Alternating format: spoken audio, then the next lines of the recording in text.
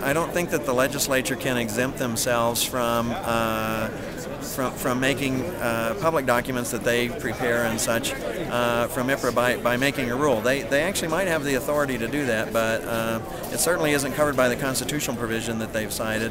We'll wait and see how they react whenever they get Inspection of Public Record Act requests, and certainly we would be willing to take an action if they violate the law.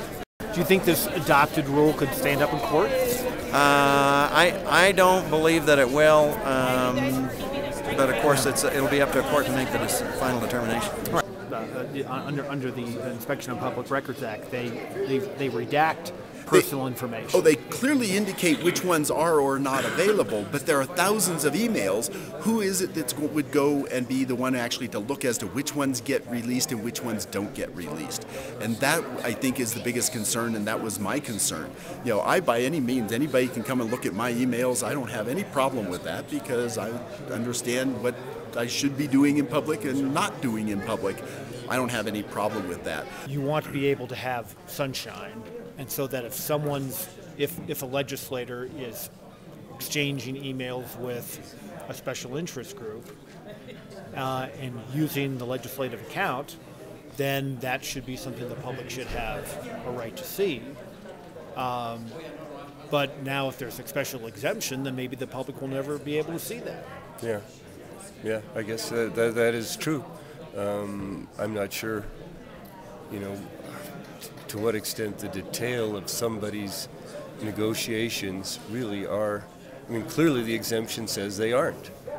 And until that's challenged, then they aren't. I mean, from a political standpoint, though, lots of Democrats jumped on the governor's case saying, you've got to turn over these emails. Yeah. And now the legislature is saying some of our emails are exempt. Yeah. No, it's true. I mean, it's true that we believe that the governor is in a different position than citizen legislators who have no authority on their own, but who come together. I mean, everything the governor does is done with the full weight of her authority as governor. So the difference is that she's got a full-time job and you guys don't? That's right. Exactly. And that we have no authority individually, whereas hers is. I mean, it's the legislature as a group of 112 people who make rules and set policy. No one individual legislator. But the governor, who's all by herself, I mean, she is the authority. Were you surprised you were the only one to vote against it? No, not surprised, but it was a stance that I needed to take, and I took it, and I respect my colleagues because we don't question each other's vote or stance on something like this. So then, as a legislator, are we going to create a situation here where I've got to make those calls? You know, if I'm having this email correspondence with a state agency head, am I supposed to know then if that rises to the level of being something that would be available through an IPRA, and I should file that email correspondence in a certain inbox?